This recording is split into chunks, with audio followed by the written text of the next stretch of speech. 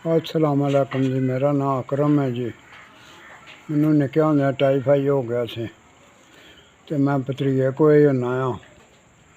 टाईफाई हो गया से, टाईफाई हो गया तो नाड़ां छिकियां गईयां, मेरे पैर जेह्ड़े ना इकट्ठे हो गए।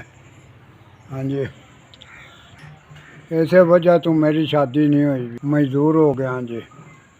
भतरीआ ही है एक जी जेह्ड़ा सिर्फ ना कम्म मैनू लई फिरदा, किधरे पैसा होंदा कोई दवाई वास्ते, किधरे नहीं होंदा भी।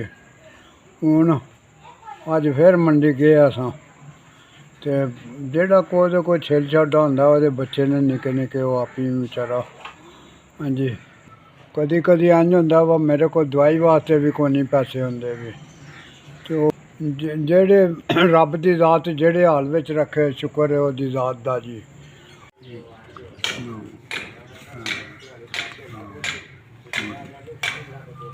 बड़ी बड़ी मेहरबानी होए जी, तुसां 5000 रुपये टोरिया जी।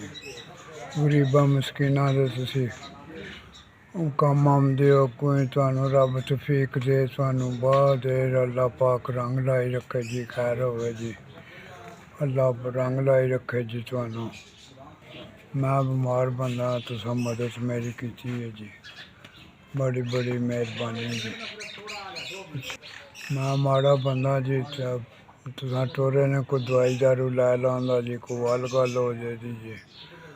ओह् बड़ियां दुआवां देना जी तुहानू जी। 5000 रुपया टोरिया जी, तुसां बड़ी बड़ी मेहरबानी है जी। गरीबां मस्कीनां दे तुसी कम्म आंदे हो, अग्गों भी रब तुहानू तौफीक दे जी, कम्म आमने दी, गरीबां दी मदद करदे रहो तुसी।